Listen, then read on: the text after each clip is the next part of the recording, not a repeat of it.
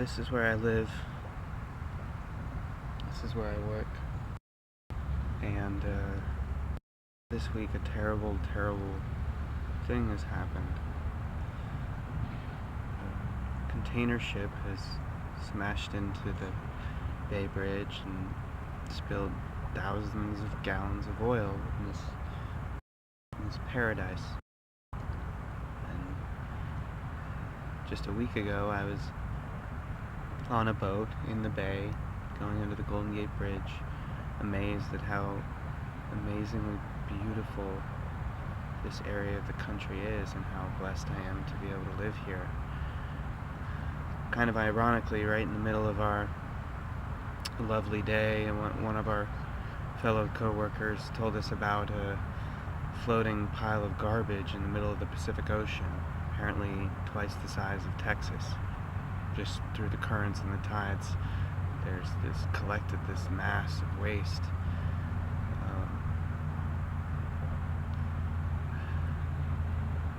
Of all the things in our world right now that so distress me, between our economy and the war, nothing quite has the same impact as our environment, because it's such a beautiful thing and we don't get another one and we can't really rebuild it. And it's God's presence right in front of our eyes, and we do so much to defile that. And when I think about how I want to serve, the best way that I can serve is to try and take care of this blessing that seems in such danger.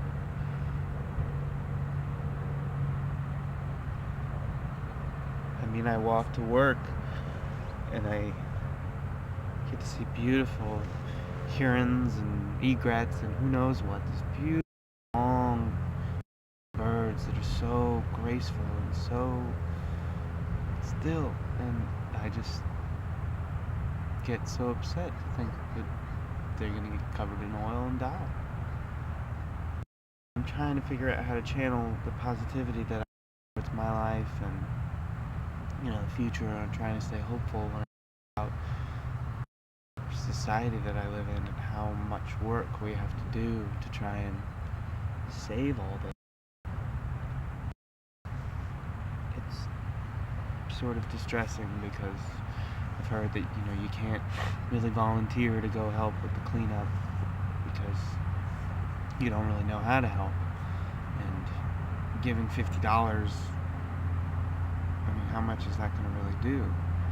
So all I can think to do is do what Mr. Gore does and try and inspire people to get involved on a massive scale.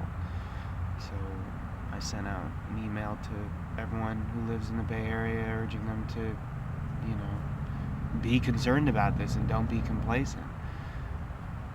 It's amazing that we gave billions and billions of dollars to the Katrina effort and nothing happened. We gave billions and billions of dollars to fix Iraq and nothing has happened. And so now we're broke and everything's a mess. And I'm sorry to get so down, but it's just